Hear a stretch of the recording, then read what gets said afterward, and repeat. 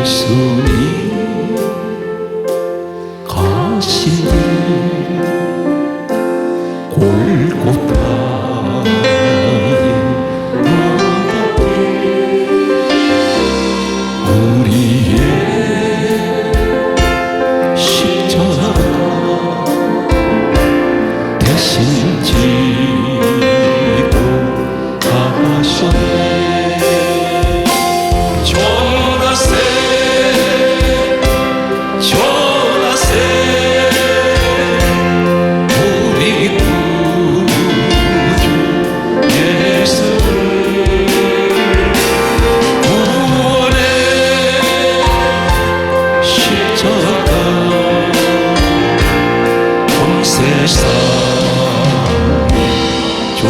가셨네. 거칠고 험한 길을 이며 가신 길 우리 죄 때문에 대속물 죽으셨네.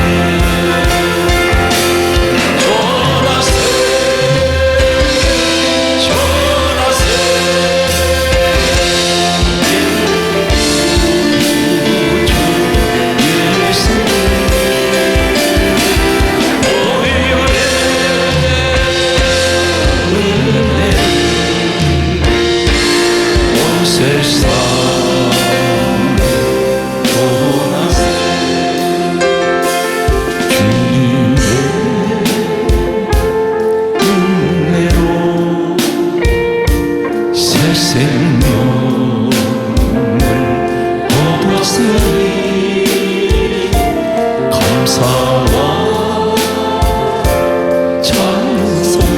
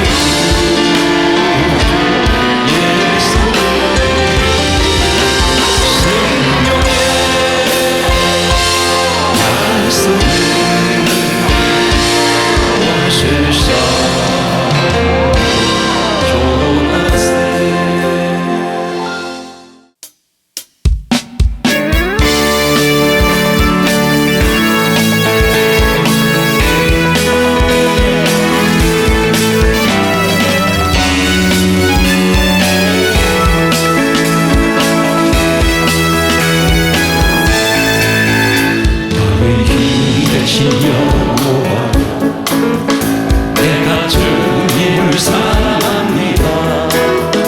주는 나의 반석이시여 나의 요새이시여 주는 나를 건지시네 나의 주 나의 하나님 나의 피에 나를 바위시고 나의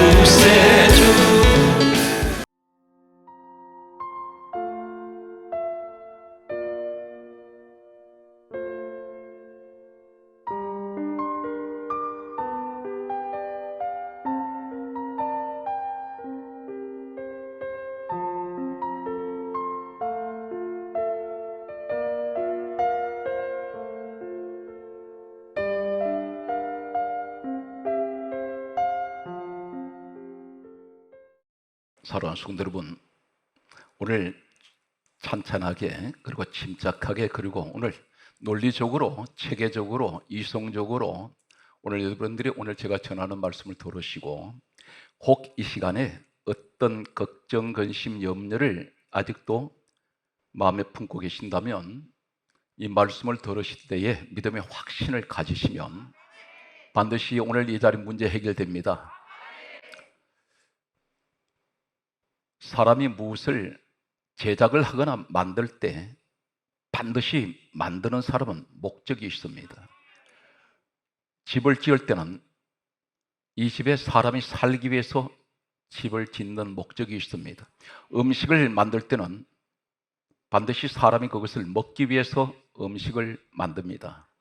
옷을 지을 때는 옷을 짓는 이 사람은 반드시 이 옷을 어떤 사람 입을 것을 알고 옷을 지으며 매장에서 판매도 합니다.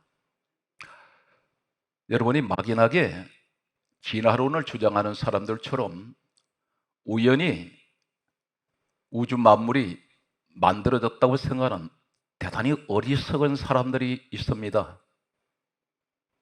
분명히 누군가는 우주 만물을 만드신 분이 있기에 존재하고 있습니다. 우연이라고 말할 수 있습니까? 오늘 제가 성경에 소개한 내용을 들으시면 일단 내 사고, 내 고정관념 내려놓으세요. 그렇지 않으면 성령이 역사를 하지 않습니다. 마음을 비우시란 얘기입니다. 근심 끌어안고 있다 해서 그 근심 해결 안 됩니다. 걱정거리 잔뜩 끌어안고 밤잠 설쳐가면서 나중에는 불면증이 걸려서 잠을 이루지 못하면서 걱정, 근심, 염려에 잡혀 있어도 그 문제 해결 안 됩니다. 오늘 제가 전하는 말씀을 듣고 계시면 불치의 병도 치료될 수 있고 인생 역전이 될 수가 있습니다. 자기 자신도 깜짝 놀라는 충격적인 일들이 앞으로 일어나는 이 행운의 사람 여러분이 되시길 바랍니다. 성경 말씀 66권 마지막에 가면 요한계시록 66권 마지막 책에 7 교회가 기록되어 있습니다. 7 교회, 더 이상 성경 66권에서 나갈 책이 없습니다. 66권이 마지막 결론입니다. 여기에 교회에 대해서 말씀을 하시면서 7 교회를 말씀하고 있습니다. 7은 완전수를 의미하기도 합니다. 그런데 7 교회를 향해서 말씀하시고 난 결론이 무슨 얘기입니까? 성령께서 교회들에게 하시는 말씀을 들을지어다. 사랑하는 성도 여러분, 세상에 방황하지 말고 교회 안으로 들어오시기 바랍니다. 그래서 교회 안에 들어와서 말씀을 들으셔야 됩니다. 그 말씀이 어떤 말씀입니까? 성령께서 교회들에게 하시는 말씀을 들어라. 성령께서는 세상을 향해서 말씀하지 않습니다. 교회를 통해서 하나님이 하시고자 하시는 뜻과 목적을 말씀하신다는 것입니다. 하나님이 일하는 일꾼들은 교회 안에 다 들어와 있습니다. 여러분들이 교회를 대충 생각하는 분들이 있습니다. 오늘 말씀을 제가 논리적으로 전한다 했습니다. 그리고 흥분할 일도 아니고 소리 지를 일도 아니고 냉정하게 들으시란 얘기입니다. 오늘 성경 말씀을 잠깐 소개하면 이 성경 누가 기록하게 하셨느냐? 성경 66권은 참고로 말씀드립니다. 구약은 약 1500년 동안 기록되었습니다. 신약은 약 100년 동안 기록이 되었습니다. 여러분이 가지고 계시는 성경 66권은 1600년이라는 기나긴 시간이 흘러서 66권이 기록이 되었습니다. 각 시대에 태어난 사람들, 노아 시대가 있었고 그리고 아브라함 시대가 있었습니다. 그리고 이삭, 야곱, 요셉 시대가 있었고 모세 시대가 있었습니다. 그리고 세월은 흘러가면서 여호수아, 그리고 사무엘, 그리고 다윗, 솔로몬 계속해서 이어집니다. 66권 성경을 기록한 사람은 각 시대에 약 1600년 동안 학자들의 견해는 조금씩 다릅니다만은 약 몇 명의 기록을 했느냐면 33명에서 34명의 기록한 것으로 전해집니다. 그런데 이 사람들이 동시대 인물들이 아니고 각 시대에 다른 시대에 태어났습니다. 그런데 성경 66권을 모았더니 한마디로 세 가지밖에 없습니다. 예수밖에 안 나옵니다. 그래서 성경 66권을 쥐어 짜면 창세기부터 계시록까지 예수밖에 없습니다. 두 번째는 십자가 사건밖에 없습니다. 그리고 세 번째가 하나님의 사랑입니다. 이 세 가지밖에는 성경의 결론이 세 가지밖에는 없습니다. 그런데 이사야 34장 16절에 보게 되면 하나님께서 성경에 이렇게 말씀합니다. 너희는 여호와의 책은 성경입니다. 여호와의 책을 읽어보라 그렇게 말씀하시면서 제가 오늘 이 말씀에서 접근하는 이유가 있습니다. 사람의 생각으로, 사람의 계획적으로, 사람의 방법으로 성경 기록했다고 하는 분들이 계시기 때문에 하는 이야기입니다. 이사야 34장 16절은 이렇게 말씀하고 있습니다. 여호와의 책을 읽어보라. 이는 여호와의 입이 이를 명령하셨고 그의 영이 이것들을 모셨습니다. 여호와의 입이 이를 명령하셨다는 것은 각 시대 사람들에게 이렇게 성경을 기록하라고 지시하시고 생각을 주시고 뜻을 주시고 하나님께서 그렇게 글을 쓰게 하셨습니다. 신약에 와서 또 한 군데를 참고로 소개하겠습니다. 디모데후서 3장 16절은 이렇게 기록하고 있습니다. 모든 성경은 따라하시기 바랍니다. 모든 성경은 하나님의 감동으로 기록되었습니다. 여러분 성경을 대할 때에 사람의 말로 듣지도 말고 읽지도 말고 하나님의 말씀으로 하나님의 음성으로 들으시기 바랍니다. 그래서 성경이 이렇게 강조하고 있습니다. 잠언 30장 6절에 너는 말씀 외에 다른 것을 더하지 말라. 다른 것을 더하면 하나님 말씀 난 내가 너를 책망하고 그리고 하시는 말씀이 너는 거짓말하는 자가 될까 두려우니라. 사도행전 10장 44절에 성령께서는 말씀 듣는 사람들에게 내려오십니다. 성령님을 내가 사모한다 해서 성령님께서 임하시는 것이 아니라 성령님께서 성령 하나님께서 사모하는 사람이 있습니다. 그 사람을 찾아갔어요. 바로 성경 66권에 기록된 이 말씀 듣는 사람에게 성령이 임합니다. 하나님 말씀이 최고예요. 하나님 이 말씀으로 천지를 지으셨습니다. 그렇다면 우리는 이 말씀을 들어야 됩니다. 이 말씀은 어디서 내려왔습니까? 하늘에서 주신 말씀입니다. 인간이 지어낸 소설, 픽션 아니면 신문의 사설 이야기 강단에서 이야기를 하면 안 됩니다. 여기는 하나님 집입니다. 하나님 집에는 하나님 말씀만 있어야 됩니다. 우리가 성경 66권 다 읽지도 못합니다. 목사가 아무리 목회를 오래 해도 성경 66권 다 못 전하고 갑니다. 그런데 이 말씀을 다 젖혀놓고 세상 이야기를 하면 안 된다는 것입니다.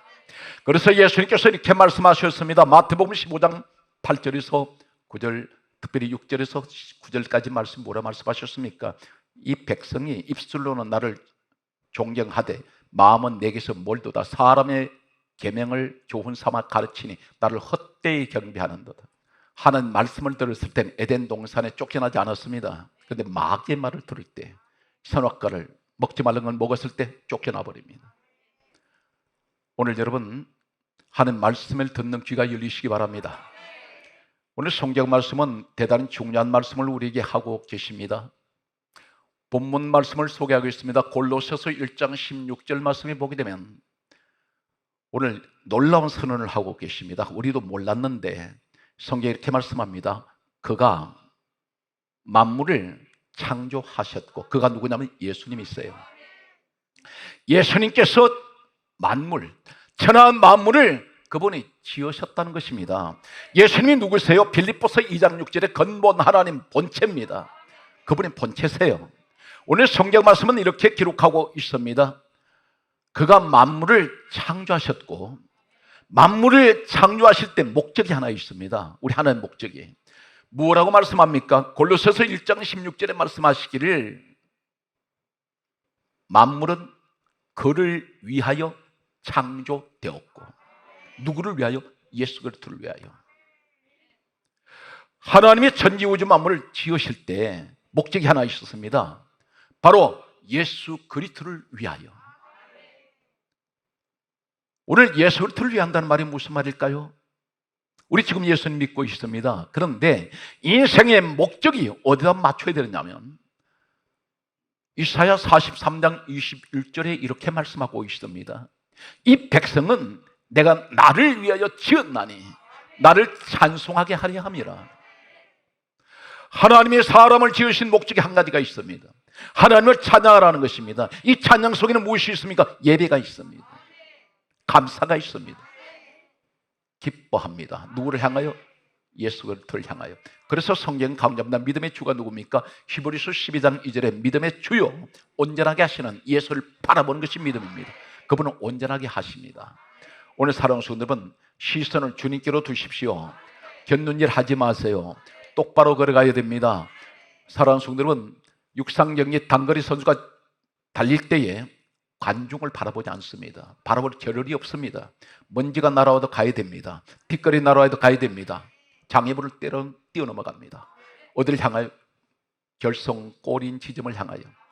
오늘 사랑하는 성도 여러분, 우리 인생은 나고자가 되면 안 됩니다. 1등 인생이 되어야 됩니다. 금메달을 목에 걸 수 있는 이런 후회가 없는 인생을 살려면 주님을 바라보셔야 됩니다. 성경 말씀은 이렇게 기록하고 있습니다. 하나님께서 천지를 창조하신 후에 제6일째 날 창세기 1장 28절 말씀에 보게 되면 사람을 지으시고 가장 먼저 선포한 말씀이 복을 주어 가라사대 생육하라 번성하라 충만하라 정복하라 다스리라. 5가지를 가리켜 오복이라고 부릅니다. 생육, 번성, 충만, 정복, 다스림. 그런데 하나님께서 사람을 지으시고 가장 먼저 선포하신 말씀이 복입니다. 그런데 우리는 복을 간단하게 생각하시면 안 됩니다. 이 복이 바로 뭐냐면 하면 히브리어 한글에는 복인데 히브리어 원문에는 바라크입니다. 이 바라크가 뭐냐면 예배하다입니다.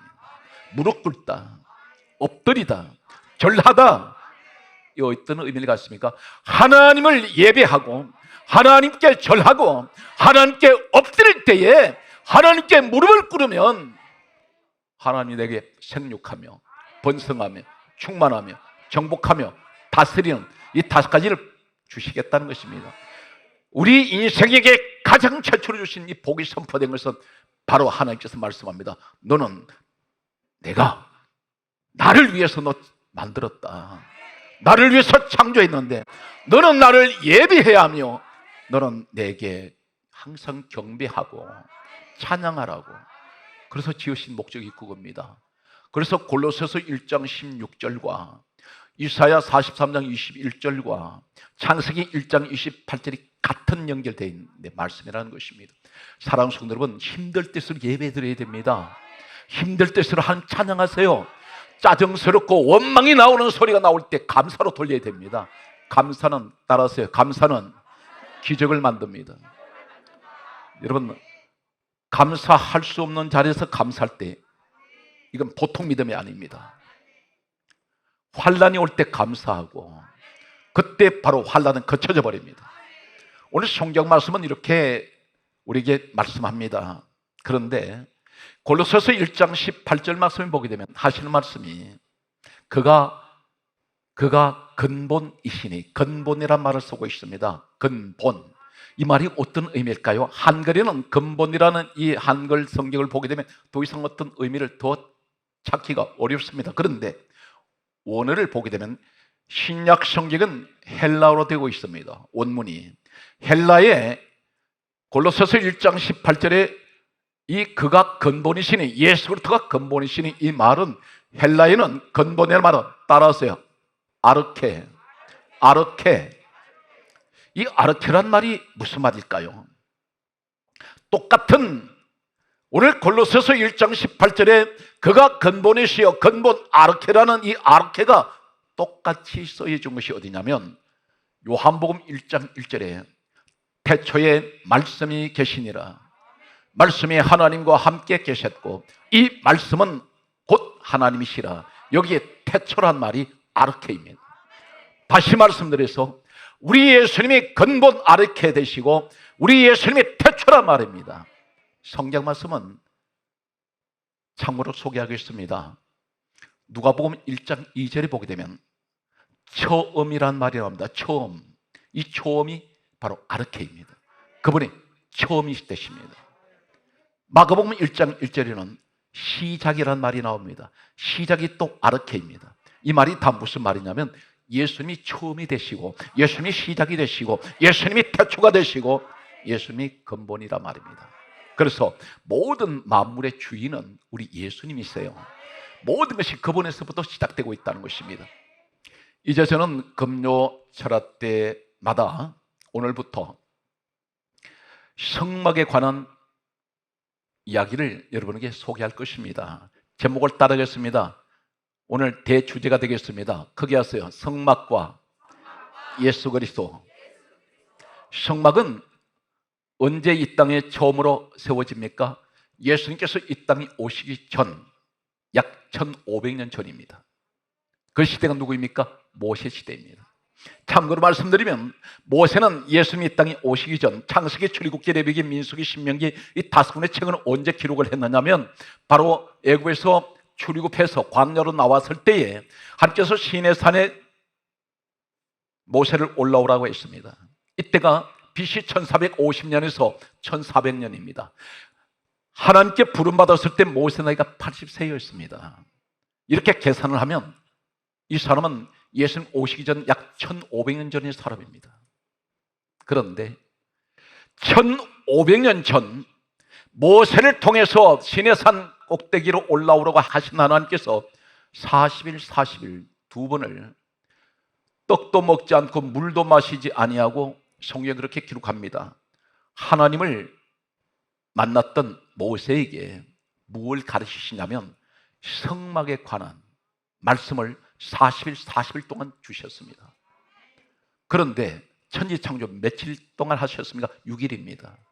그렇다면 천지창조는 6일 동안 하셨는데 무엇이 그렇게 성막에 그렇게 큰 비밀이 많길래 하실 말씀이 많길래 이 성막은 40일 40일 무려 80일 동안 모세가 40일 만에 두 돌판을 내려왔을 때 금송아지 만드는 것을 보고 던졌습니다.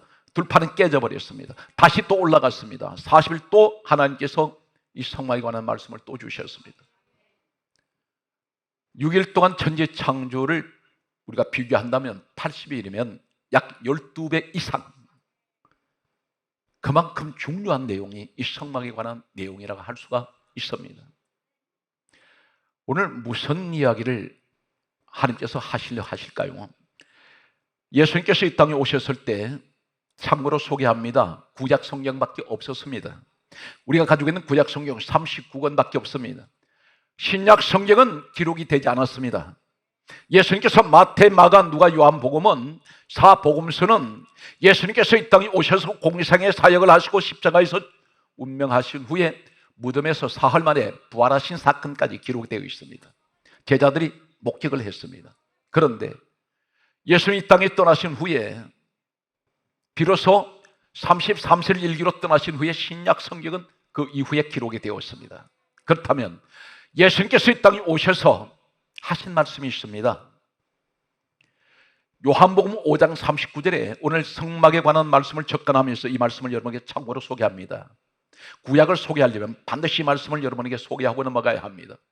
요한복음 5장 39절에 말씀하시기를 예수님께서 이렇게 말씀합니다. 이 성경은 내게 대하여 증언하는 것이다. 예수님에 관해서 말씀하신다는 것입니다. 구약 성경 전체뿐 아니라 신약까지. 그런데 모세가 기록했던 창세기, 출애굽기, 레위기, 민수기, 신명기 5권의 책을 예수님이 이 땅에 오시기 전 약 1500년 전에 이 사건을 뭐라고 말씀합니까? 요한복음 5장 46절에 말씀하시기를 모세는 내게 대하여 기록했다. 1500년 전에 이미 모세는 예수님에 관해서 기록했다는 것입니다. 이 내용이 뭘까요? 오늘 성막은 철저하게 예수 그리스도를 노래하고 있습니다. 정언하고 있습니다. 오늘 여러분 이 말씀을 들으면서 나는 목사님 오늘 내 문제가 급해서 응답받기 위해서 왔는데요 하는데 오늘 이 말씀 속에 문제 응답이 있습니다. 신중하게 귀를 기울여 들어보시기 바랍니다. 예수님께서 계속해서 강조합니다. 이 성경이 전부 주님에 관한 이야기라는 것을 성경은 마태, 마가, 누가, 요한복음이 계속 말씀하는 그 내용 가운데 누가복음 24장 27절에 보게 되면 이렇게 말씀하고 있습니다. 모세와 및 모든 선지자의 글로 시작하여 모든 성경에 쓴 바, 따라서 모든 성경에 쓴 바 자기에 관한 것을 자세히 설명하시니라. 모든 성경에 쓴 것 자기에 관한 것이라 했습니다. 주님이 직접 말씀하셨습니다.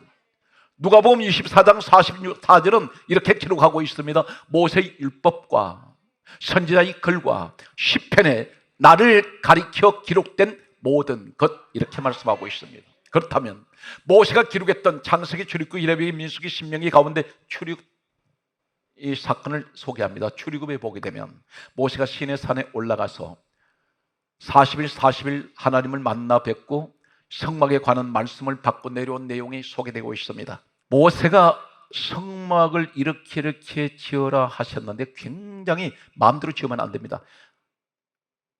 거기에 작은 어떤 모양 하나도 모세 네 마음대로 하라고 말씀하지 않습니다.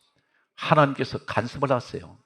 그 가운데 한 가지 오늘 첫 시간에 놀라운 이야기는 이상한 내용이 소개됩니다. 출애굽기 26장 1절에 보게 되면 성막을 만들 때 여기에 가늘게 꼰 배실, 청색, 자색, 홍색 네 가지 색을 가지고 그 실로 휘장, 수를 놓아라 말씀하셨습니다. 이것이 성막을 만드는 색상이 네 가지가 있습니다. 가늘게 꼰 배실이 뭐냐면 흰색입니다. 흰실, 그리고 청색실, 자색실, 홍색실로 휘장을 수를 놓아 만들고, 이 의미가 어떤 것일까요? 가늘게 꼰 배실의 의미가 뭘까요? 예수 그리스도와 배실, 예수 그리스도와 청색실, 예수 그리스도와 자색실, 예수 그리스도와 홍색실, 뭘 의미할까요? 분명 모든 성경은 예수 그리스도 이야기를 했습니다. 그럼 이 내용이 뭘까요? 1500년 전의 일인데 또다시 소개합니다. 출애굽기 26장 성경 말씀을 보게 되면 36절에 이렇게 기록하고 있습니다. 성막문이 나옵니다. 성막문을 만들 때 이번에는 가늘게 꼰 배실을 앞에 말씀하지 않고 청색실, 자색실, 홍색실, 가늘게 꼰 배실로 성막문 휘장을 수를 놓아 만들어라 그렇게 말씀합니다. 청색실은 무엇을 의미할까요? 청색실과 예수 그리스도, 자색실과 예수 그리스도, 그리고 홍색실과 예수 그리스도, 가늘게 꼰 배실과 예수 그리스도. 예수님 오시기 전 1500년 전인데 이 내용이 뭘까요?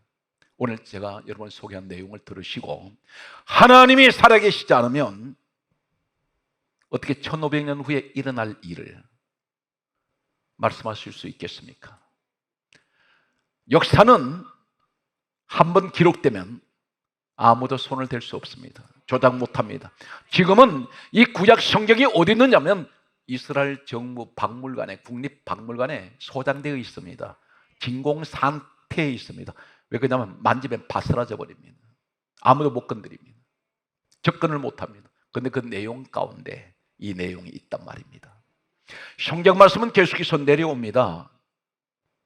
출애굽기 27장 16절에 보면 뜰문이 있습니다.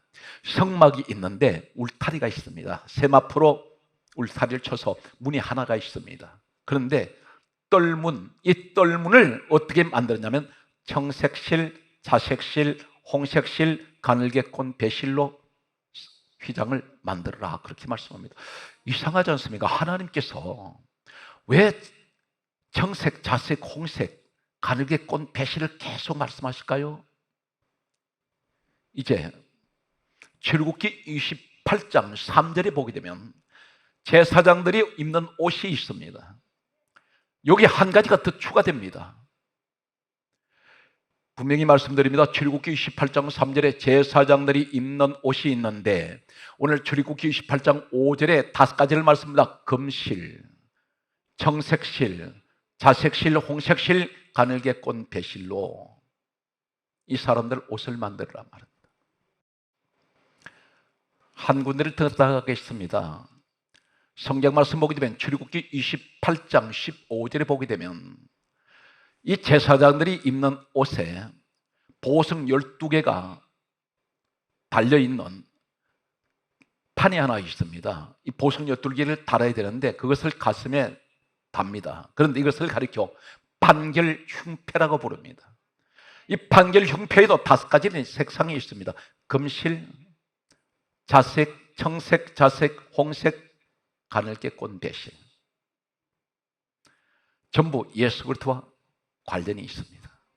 주님이 말씀하셨습니다. 이 성경은 내게 대하여 정언하는 것이다. 모세는 내게 대하여 기록했다. 오늘 이 성막은 나중에 성전, 교회로 오늘 우리가 말씀합니다. 왜냐하면 이 성막은 하나님이 계세요. 솔로몬 성전에 하나님 계셨습니다. 오늘 교회에 하나님 계세요. 오늘 이 교회의 큰 축복이 오늘 반드시 여러분 것입니다. 성경 말씀을 소개합니다. 금, 이 금은 무엇을 말할까요? 예수 그리스도와 성막에 관해서 첫째, 왜 금으로 금실로 만듭니까? 그것도 제사장이 입는 옷에. 오늘 금은 전 세계에서 이 지상의 가장 보배 중에 보배가 금입니다. 바로 무엇을 말하냐면 우리 예수님은 근본 하나님 본체 되신 예수님은 이 모든 만물 가운데 가장 귀하고 가장 소중한 보배 중에 보배. 베드로전서 2장 4절에 말씀합니다. 예수 그리스도는 보배라고 말씀합니다. 사랑하는 성도 여러분, 예수 그리스도가 내 마음에 계십니까? 주님과 함께 하세요? 그렇다면 세상에서 돈 주고 살 수 없는 가장 귀한 보배 되시는 주님을 내가 함께하고 있다는 것입니다. 나는 그만큼 여러분 값진 인생을 살고 있다는 사실을 믿습니까?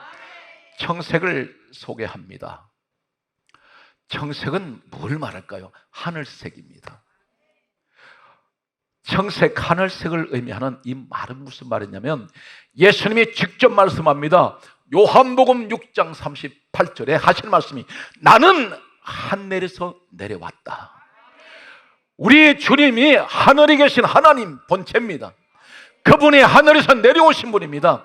오늘 성막 가운데서 금, 세상에 가장 귀하신 예수 그리스도, 오늘 청색은 하늘색을 의미하는 하나님께서 이 땅에 내려오셨다는 것입니다. 그것이 성막의 비밀이에요. 가장 보배로우신 예수 그리스도, 하늘의 주인 되시는 예수 그리스도,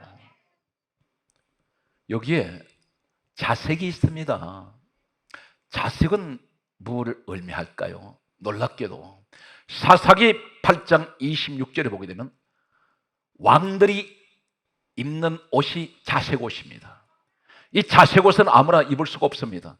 성경은 분명히 사사기 8장 26절에 왕들이 입는 옷이 자색 옷인데 우리 예수님께서 십자가에 끌려가실 때에 요한복음 19장 5절에 보게 되면 자색 옷을 입었습니다. 무엇을 말합니까? 우리 주님은 세상에서 가장 귀하고 보배로우신 분, 우리 주님은, 우리 예수님은 하늘에서 오신 하나님 본체 되시는 예수님, 그분은 하나님이세요. 하늘에서 오신 분입니다. 그리고 이 자색은 뭘 말합니까? 우리 예수님은 왕의 왕이세요. 왕중 왕이란 말입니다. 자색은. 성막은 주님이 가장 귀하신 우리 주님이 계신 곳. 성막은 하나님 되시는 예수가 계신 곳. 할렐루야. 그리고 자색은 왕 되시는 예수 그리스도, 만왕의 왕. 홍색실은 뭘 의미하는지 아십니까? 홍색실은 피 색깔입니다. 요한일서 1장 7절은 이렇게 강조합니다. 예수의 피가 우리를 모든 죄에서 깨끗하게 하실 것이요, 성막에는 피가 있습니다. 우리는 예수 그리스도 피로 죄사함 받았습니다. 죄 씻음 받았습니다. 여러분, 더 이상 로마서 8장 6절에 여러분 정죄할 사람이 없어요. 여러분 저주는 지나가 버렸습니다. 여기에 가늘게 꼰 배실, 흰실입니다. 흰색, 무엇을 의미하는지 아십니까? 놀랍게도 고린도 후서 5장 21절에 우리 예수님은 죄를 알지 못하는 분이세요. 죄를 모르시는 분입니다. 이 흰색은 뭘 의미하냐면 성결, 순결, 거룩을 의미합니다. 우리 주님은 거룩하세요. 우리 주님은 죄를 모르시는 분이세요. 흠이 없는 분이세요. 오늘 여기에서 정리를 하면 예수 그리스도는 성막의 이 5가지 색상을 말하는 금, 예수 그리스도는 세상에서 가장 고귀하시고 보배로우신 분. 청색은 예수 그리스도는 하늘에서 오신 우리 하나님 되시는, 그분이 하나님 본체가 되시는 예수 그리스도. 오늘 자색은 우리에게 왕 되시는 예수 그리스도. 홍색신은 우리를 위해서 피 흘리신 예수 그리스도. 오늘 흰색은 우리를 죄를 사해 주시고 우리를 거룩하게 하신 예수 그리스도. 이 사실 믿습니까? 사랑하는 성도들은 그렇다면 여러분, 섬기는 교회가 어떤 곳인지 아세요? 에베소서 1장 23절에 교회는 주님 몸이요 그랬습니다.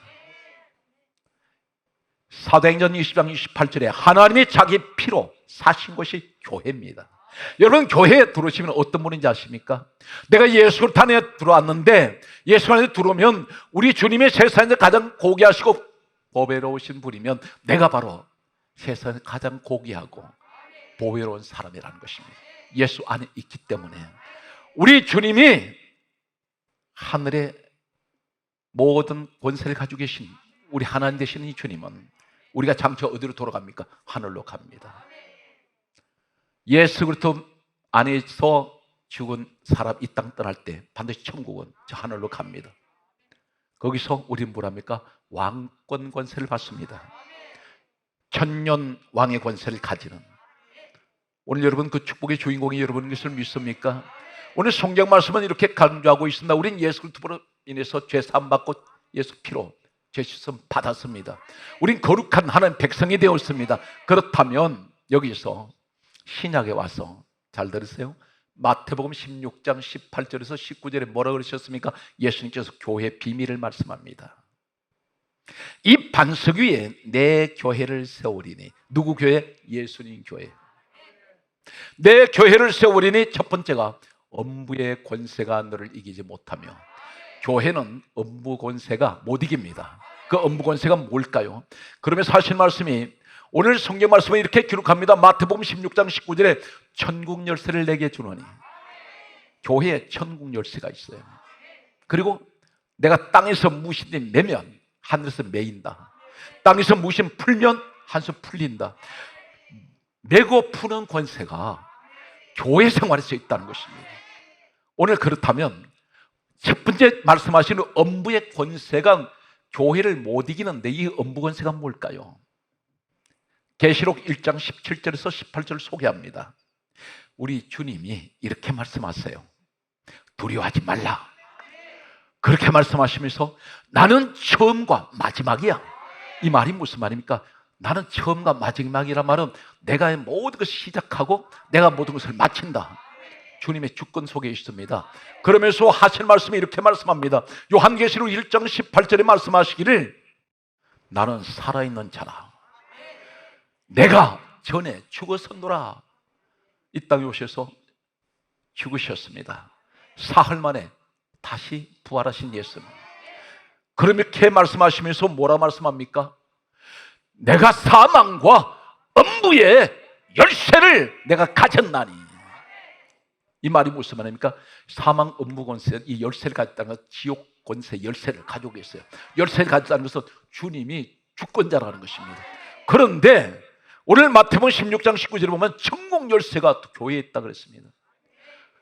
우리 주님 손에 천국 열쇠도 있고 지옥 엄부 권세 열쇠도 있고, 그래서 주님이 이렇게 말씀합니다. 나는 죽이기도 하고 살리기도 하며.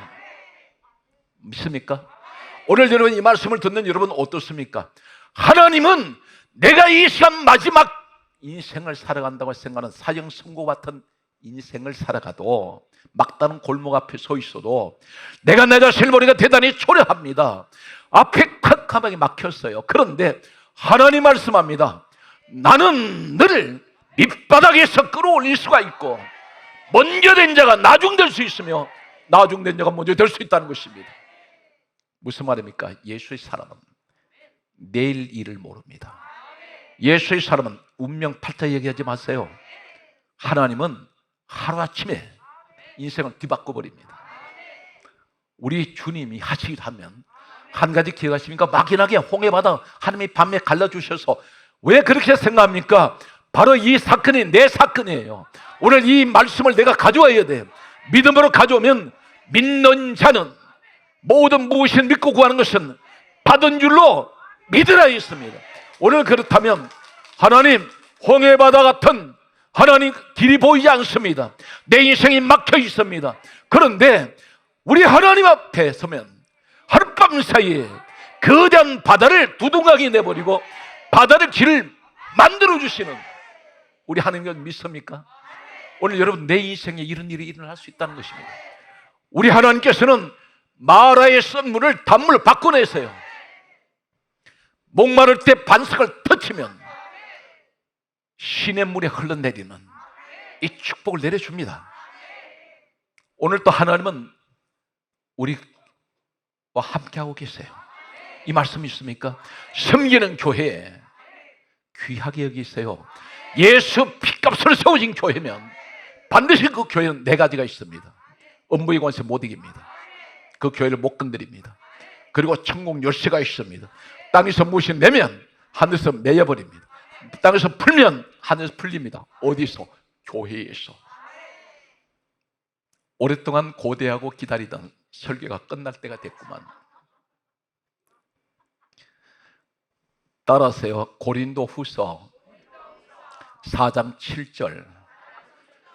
4장 7절을 소개합니다. 우선 우리가 이 보배를 질그릇에 가졌으니, 보배가 누구예요? 예수님. 예수 그리스도 보배 되시는 예수님을 질그릇이 뭡니까? 흙으로 빚은 그릇이에요. 로마서 9장 24절에 우리가 그릇이래. 우리 얼마나 연약합니까? 잘 깨집니다.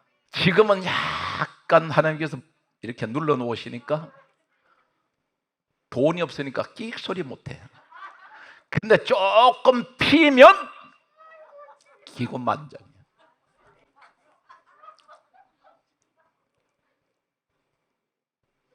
몸이 아파서 침상에 누워서 끙끙 앓더니 조금 회복시키면 세상이 다 내 거야. 우리 모습이 질그릇이에요. 얼마나 잘 깨는지 모릅니다. 흠집투성이야.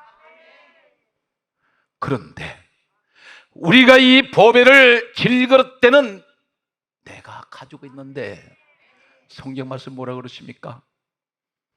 고린도서 4장 8절에 이렇게 말씀합니다.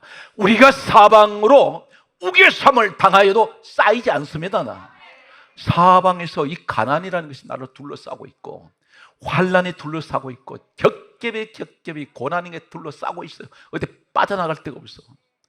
사방에 내가 포위된 것 같아요. 동서남북을 돌아봐도 내가 도와줄 사람이 안 보여. 우리 주님은 누굽니까? 우리 하나님께서는 요한복음 4장 23절에서 24절에 하나님 영이 있어요. 하나님 어디 계세요? 부르는데 내 눈에 보이질 않아. 그런데 하나님 영이신 하나님은 내 곁에 와 계시는데, 그런데 그분은 만져도 만져지도 않고, 육의 눈으로 보고자 해도 보이지도 않고 답답해요. 그리고 옆에 계시는데도 자꾸 어디 계십니까? 우리 모습입니다. 오직하면 다윗도 그랬나요? 주여 어디 계십니까? 할 때 하는 것은 내가 네 옆에 있잖아. 그런데 성경 뭐라 말씀하세요? 이 보배를 우리가 질그릇에 가졌는데 내가 우겨삼을 당하여도 쌓이지 않습니다. 이것들이 나를 결코 죽일 수가 없고, 답답한 일을 당하여도 낙심하지 않습니다. 오늘 시간 사랑하는 성도 여러분, 심령이 답답하십니까? 낙심하지 마시기 바랍니다.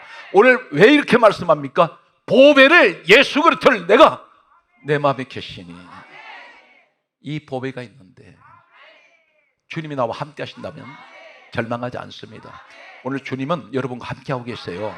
왜 그렇습니까? 성경 말씀을 보게 되면 요한복음 4장 23절에서 24절에 아버지께서는 예배자를 찾고 계십니다. 여러분이 지금 그 주인공입니다. 성경 말씀은 계속해서 이렇게 강조하고 있습니다. 고린도후서 4장 9절에 뭐라고 말씀하세요? 우리가 박해를 받아도 버림받 되지 아니하고, 이 박해 속에는 뭘 말입니까? 사람께 천대받고 업신여김 당하고 무시당해도 우리가 버림받 되지 않아요.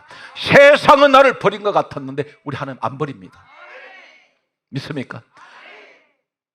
이 네 번째는 나 혼자 하기엔 좀 아까워요. 거기에 따라서 거꾸로 떨림을 당해도,